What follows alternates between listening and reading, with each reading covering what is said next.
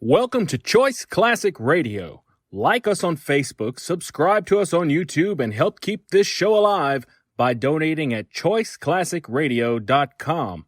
For more of your favorite old-time radio shows, join us on our companion podcast, Choice Classic Radio Detectives, where we bring to you tales from the greatest detective shows the golden age of radio had to offer. And now, with 946 episodes, broadcast on CBS Radio from 1940 to 1962, we bring to you Suspense.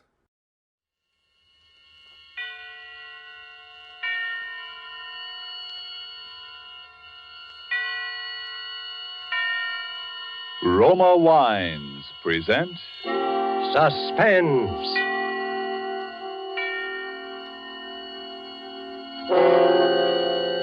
Roma Wines, made in California for enjoyment throughout the world.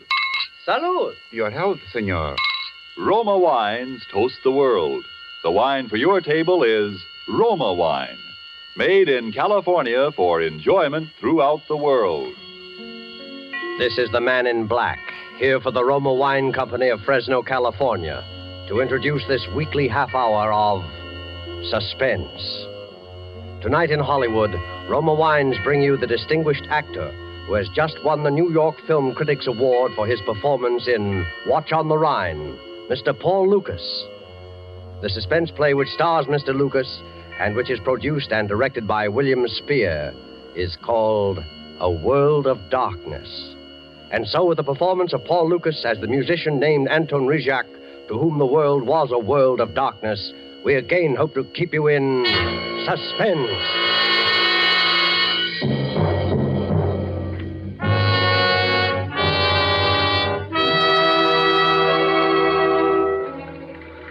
All patrol cars in J area, J for Johnson. All patrol cars in J area go to 325 West 52nd, 325 West 52, a theatrical rooming house, homicide. This is homicide. A young woman stabbed. That is all.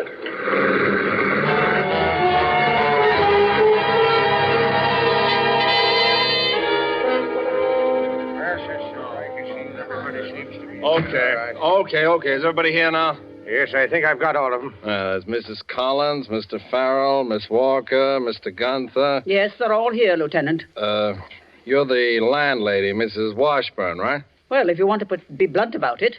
I'm afraid I'm a blunt man. Maybe it's the business I'm in. Last night, a girl was killed in this house.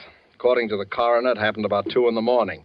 She was killed in a particularly cold-blooded manner, stabbed.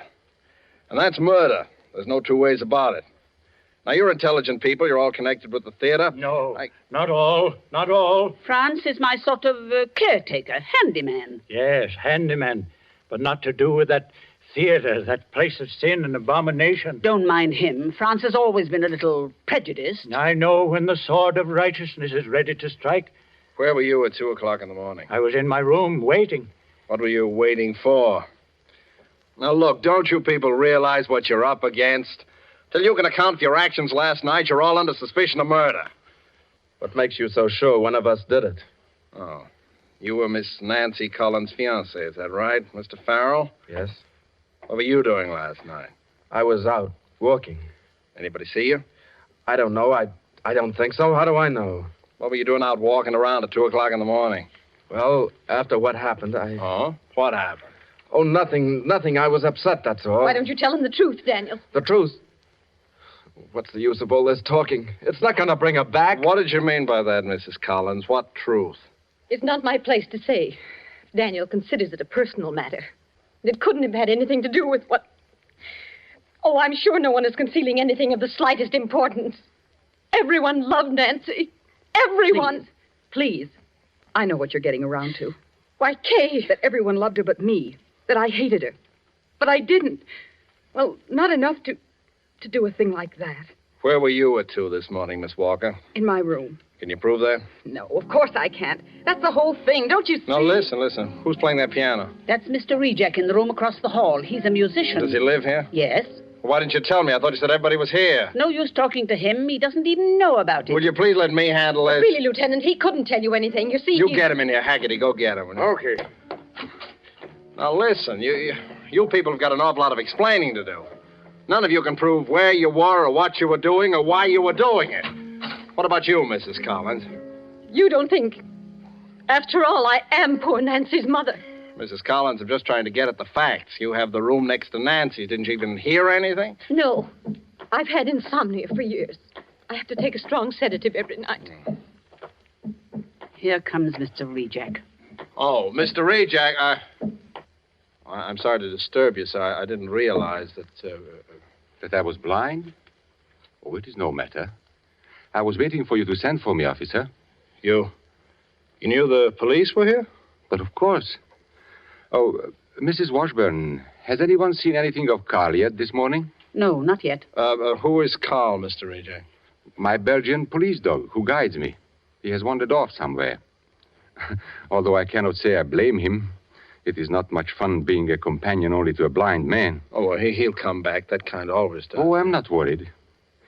But now you wish to speak of the terrible thing that has happened to poor Nancy. Oh, you know about that? Unfortunately, yes. By the way, here is the key to her room. It was locked and you were obliged to force it, were you not? Why, yes, but how did you... How do I have the key? And how do I know? You see, I'm a blind man. But there are many ways for a blind man to know many, many things. Yes, I see. Poor Nancy. Poor child. How much do you know about that? Quite a bit, I'm afraid. I know how she was killed. I know why she was killed. And I know who killed her.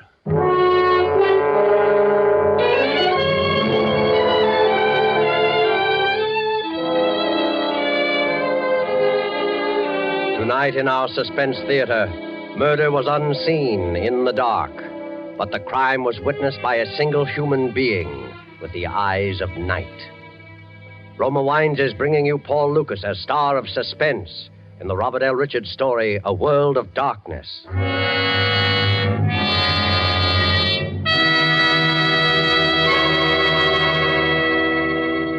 You have heard the prologue for tonight's tale of Suspense. Before we return to the scene of our drama, let me take a moment to offer a practical reminder. Sudden calls on your hospitality suggest the advantages of having several Roma wines always on hand. For smart and gracious entertaining, nothing can take the place of a glass of Roma wine, whether as an enjoyable beverage by itself or on the table with meals. And look how economical entertainment centered around good wine can be. Only a few cents a glass when you choose the largest selling wines of America, Roma Wines. Location of Roma wineries in favored wine districts of California and Roma's vast experience and skill as winemakers explain why wine connoisseurs of other lands hail Roma wines and keenly enjoy them.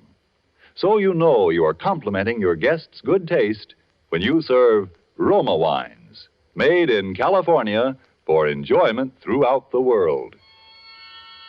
And now it is with pleasure that Roma Wines bring back to our soundstage Mr. Paul Lucas in A World of Darkness, a tale well calculated to keep you in suspense.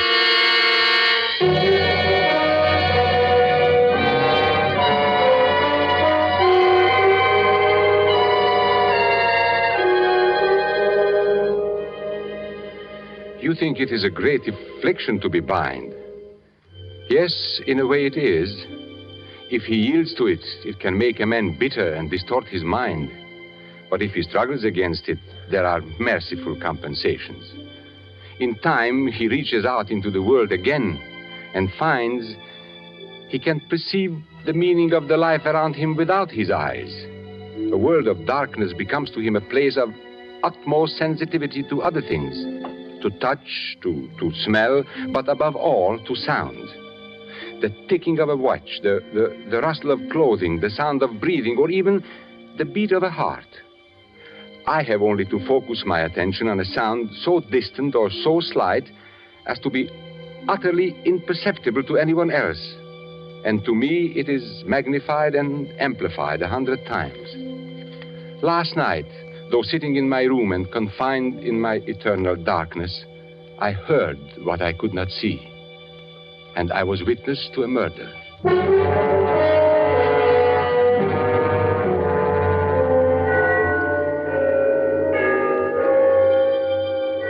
The bells of Trinity had just run the 3/4 hour.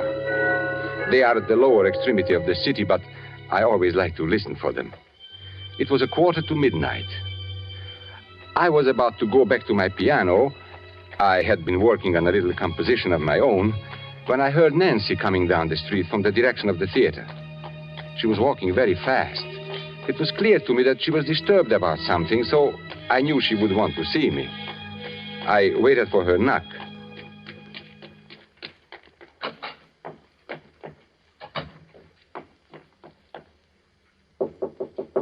Anton? Yes, Nancy, come in. Oh, you are troubled. What is it? How did you know? You know I can always tell these things. See, even Carl knows. Oh, hello, Carl. He's so nice. You're both so nice. Carl and I. Huh? You know he loves you, Nancy. I think he really does. Almost as much as he loves me. I know. Oh, I'm going to miss you both terribly. You are going away? Anton, I'm going to marry Danny Farrell. To marry? Yes, he's quitting the stage and he's going into the army. I'm going with him. That's what I want to tell you about. I see. Anton, you've always been so good to me. You've helped me so much, and I've always felt that you liked me. More than that, Nancy. I'm very, very fond of you. Oh, Anton, you're the best friend I've ever had. But I'm nearly twice your age and blind. Oh, that doesn't matter. We've had some wonderful times together. Yes. And now you wish to talk to me because you are still not sure you have made the right decision, hmm? Yes. Now, to leave the stage now, just when you are having the first time such a wonderful success. Oh, it isn't that. I've always hated the stage. Hated it. Now, Nancy, now. You have a very great talent. You can't have a talent for anything you don't like. And you can't like anything you've had crammed down your throat ever since you were barely able to talk. Oh, it's your mother. She's counted on it all these years. She sacrificed everything for my career. Oh, Mother loves me in her way, but sometimes she's so strange. When I told her about Danny tonight, I thought she was going to have a stroke or something. I've seen her angry before, but never like this. Oh, it will pass. Anton, for a minute she looked insane. I was frightened, really frightened. Listen. What?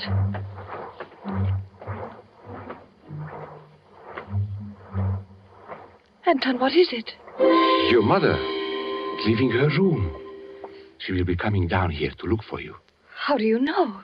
The rustle of her satin robe. I hear it often. Perhaps we better not speak any more just now of your little trouble. Oh, I shouldn't have bothered you. I know it must seem childish and silly to you. No, Nancy. It is not for me. But perhaps your mother will not like it that you confide in others. But how could you know that Nancy? You see? She is coming. Nancy? Yes, Mother?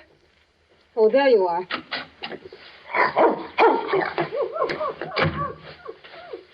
I thought you might be here. Good evening, Edna. Nancy, you really must come upstairs now. If I'm going to have your new dress ready for the equity party, I've got to cut it from the pattern tonight, and I want you to help me. Mother, I'm not going to the party. Why, Nancy, of course you are. It's very important. Mother, do we have to go through it all again? Nancy, dear, I'm sorry I lost my temper this evening. I know this seems like the only thing in the world that matters just now, love and all. But you simply can't walk out of the lead in a hit play and ever expect to be successful. I don't want to be successful. Can't you get that through your head? After I've slaved and skimped and planned all these years. You'll be all right, Mother. There'll be enough. I'll be all right. I'm not thinking of myself. I've never had a chance to think of myself. Only last week I drew every penny of my own savings and took it out in an insurance policy on you. $100,000. so that you'd have something for your old age. You shouldn't have done that, Mother. And now you want to throw away everything I've done for that harebrained boy. But, Edna, if Nancy is in love... You keep out of this. Mother, please. Oh, I've watched you too, Anton Rejack. But I knew she wouldn't have anything to do with a blind man. Mother. You couldn't see her, but you could touch her, couldn't you? You could be in love with her.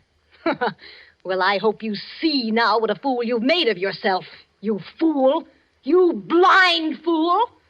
Fool, fool, fool! Down, Carl. Quiet. He struck me. I'm sorry. You deserved it, Mother. I think you'd better go now, Edna. Nancy, I want you to come upstairs right away. We're going to cut out your new dress tonight. Oh, Anton, forgive me. No, it is nothing. I'm sorry I did what I did, but I was afraid she would become hysterical. Anton, I didn't know. Believe me, I didn't know. No, it's nothing. You had better go up to her now. Yes. Oh, I'm afraid. Oh, but there is nothing to be afraid of. Yes. But I'm afraid.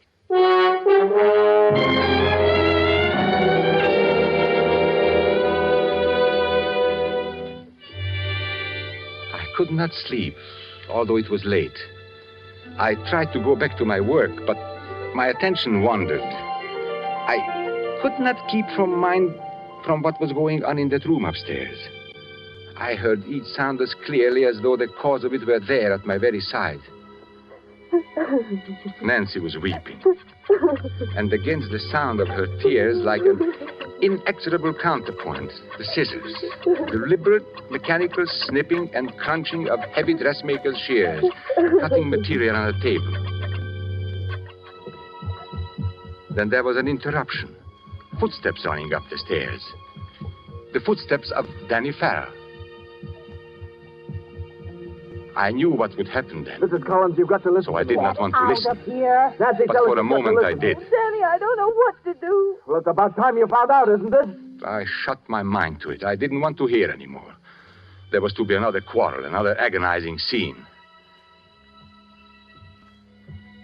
And then presently I heard the steps again. Slow and heavy this time, coming down the stairs. They went towards the front door instead of to his own room. He was going out. I did not know what he might do.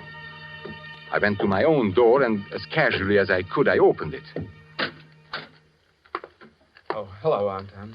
Why, hello, Danny. Were you going out? For a little walk. It's late.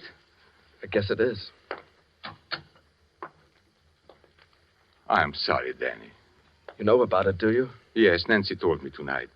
There was a scene with her mother again. But it will come out all right. Oh, no, it won't. Why? Nancy's changed her mind. Or rather, her mother's changed it for her. The poor child. Anton, Nancy's a lovely girl. She's the loveliest girl in the world. But she's weak. Oh, but we are all weak in one way or another. But she doesn't know what she does to people. She doesn't know the torture she puts people through. No. And I can't stand it any longer. If I can't have Nancy, I'll do something. Danny, now, it will be all right. It can't be all right. How do I know it won't go on like this after we're married? Oh, I'm crazy, I suppose, but I know how these things are. Two young people in love cannot be kept apart by anyone or anything in this earth. No, Anton. I thought it over and over every way there is. It won't work. Oh, come in. Anton, Oh. I didn't know you were here, Danny. Okay. I just heard the news. Over at the theater. Congratulations. Thanks. I suppose I had to say that. You know I don't mean it, Danny. Please, Kay, I don't think you love her, Danny. I don't see how you could. Kay, I don't want to talk about it tonight. Are you afraid to talk to me, Danny? Are you? I'm sorry, Kay. Good night, Anton. Danny. Danny, listen to me. Danny! Oh, let him go. He's upset tonight. He's upset. He's upset. Kay, stop it. Get hold of yourself. I love him. I love him. I can't let him go. Oh, but you must, don't you see? He's going to be married. Before she came along, he couldn't even think of anyone but me. Well, she planned it very nicely. Just the way she's planned everything else. She doesn't care how many lives she wrecks, including his. But it won't be so easy this time. Kay, you are talking foolishness. Listen, Anton. Before I'd let her get away with this, I'd kill her. So help me, I'd kill her.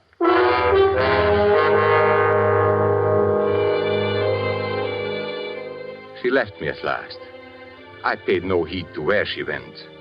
I was disturbed and troubled. I sat in the darkness of my mind thinking. Then I heard steps again. Those odd, dragging steps coming towards my door. Franz? Yes, Mr. Reject. Did you want to see me, Franz? No, I was only listening. Listening? To what? Don't you hear it? The beating of the wings? They've been close about the house all evening. Oh, have they? The time is very near. Are you a good man, Mr. Reject? Now, I don't know, Franz. I try to be. The black angel with the bright sword of righteousness and vengeance. Do you think we can escape him? Well, I hope so. No. Don't you know what goes on in this house? Haven't you seen them? With their painted lips, the tinkling rings and bracelets, and their vanity and their scoffing? Yes, Franz. What have you in your bag there? Oh, here's my tools. Always I work day and night. There's a dripping faucet up in Miss Collins' room. I have to fix it. Dripping faucet? Oh, yes.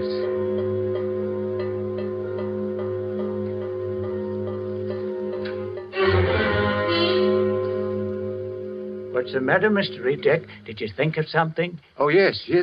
I was thinking that I must take Carl out for a walk. Oh, now, Carl, down. Hello there, Carl. He's a fine dog, eh? Franz. Yes. Go along. Do what I told you. It's late. Yes. I do what I'm told. Remove out of the midst of Babylon and go forth out of the land of the Chaldeans. For this city will I humble to the dust, and this house will I make a place of weeping and desolation.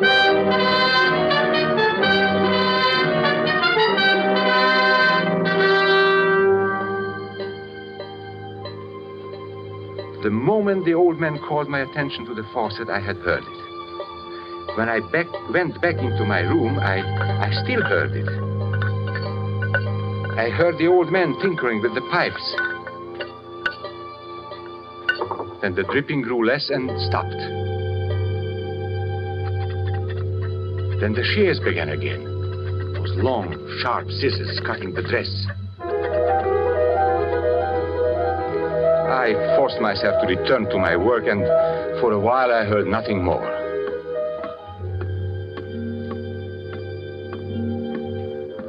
Then I heard it.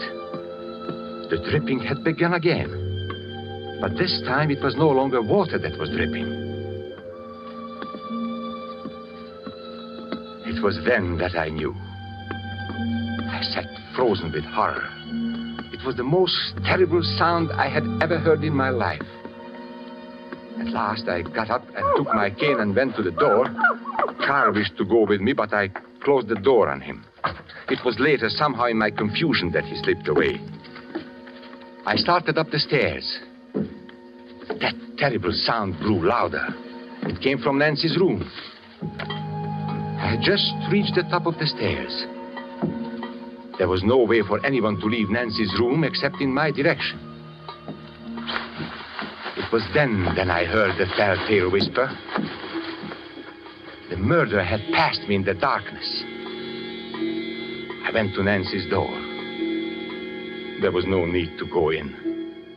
I knew what was there as surely as though I had seen it happen with the eyes I no longer have. For I could hear the steady dripping of her blood.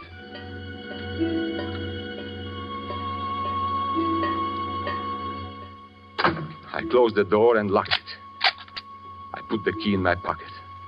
I wished to make certain that the criminal would have no chance to return and cover up any evidence of the crime.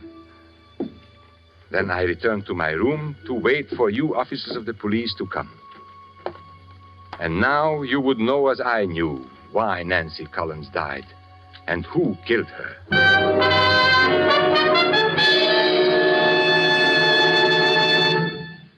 Well, Do all you people here confirm what Mr. Rejack says about your movements last night? Wait. What did you mean about the telltale whisper? Now, what is the use of any longer pretending, Edna? You killed her. Now you must pay for it. No. Now, doubtless you have already found her fingerprints on the scissors with which Nancy has stabbed. Oh, naturally, they were Mrs. Collins' scissors anyway. And I have a suspicion that you will find the insurance policy she took out on her daughter's life only last week that makes Edna Collins the beneficiary in the event of Nancy's death. No, I didn't do it. You better take her along, Haggerty. All right, come on, No, please, wait a minute. Maybe I've been selfish, but I loved her. He's lying because he hates me for what I said. No, please! Well, Mr. Rejack, I guess several people owe you their thanks for this. And you owe me nothing. If it could only bring her back to life. Come in. We found Mr. Rejack's dog, ma'am, down in the cellar. Been there all night. Here, Carl. Carl, my poor old Carl. Here, Carl. Carl, what's the matter now? Where are you? Grab him, somebody. Back here. Pull it back. You. Carl, Carl, what's the matter? Don't you know me? Mr. Rejack, you say you shut your dog in your room before you went upstairs last night. Yes. You're certain? Well, but of course. And you say you did not go into Nancy Collins' room after you discovered the murder? No, I did not. Well, that's very strange, Mr. Rejack, because your dog did. His coat is matted with her blood.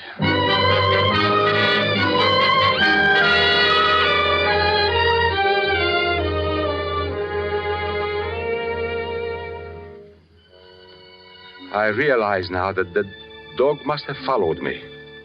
I heard him whimper when I struck. Then somehow he disappeared. But before I locked the room, the beast must have fawned on her where she fell. Yes, I killed her. It is no matter now. She will marry no one now, nor will I. Yet it is true I heard those things. Yes, most of them. You would be amazed what I can hear. Now, even from where I sit, I can hear the men at work at the place where they will take me, although that place is many miles away. They are hammering on the scaffolding in preparation for me.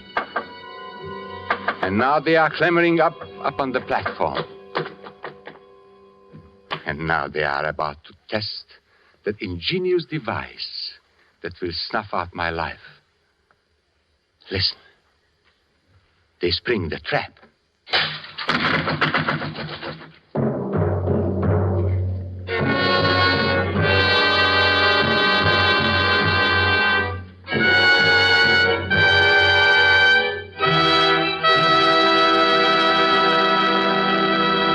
And so closes A World of Darkness, presented by Roma Wines and starring Paul Lucas. Tonight's tale of Suspense.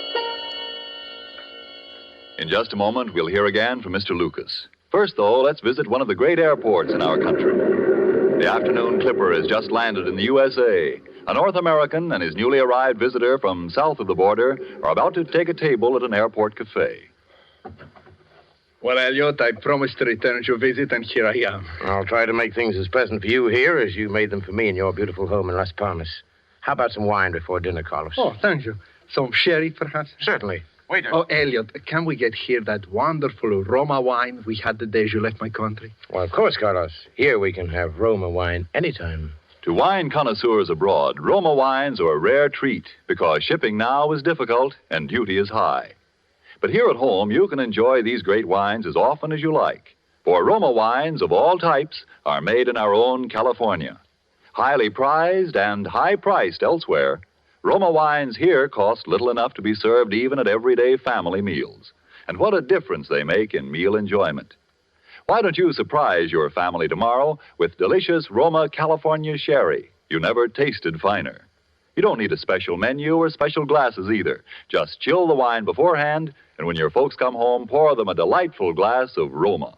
Almost all wine dealers have complete assortments of Roma wines. They're America's largest selling wines. Ask for Roma, R-O-M-A, made in California for enjoyment throughout the world. But before you buy wine, buy war bonds and stamps. This is Paul Lucas again, ladies and gentlemen. Germany murders her cripples. We protect ours, help them back to normal lives. And we fight the major cause of crippling, infantile paralysis. Every night from now till January 31st, sort out all the dimes you have, then enlist them in the March of Dimes. Send your contribution to President Roosevelt at the White House. It's the American way. Thank you, Mr. Lucas. Next Thursday, same time, your stars will be Virginia Bruce and Alan Jocelyn in Suspense.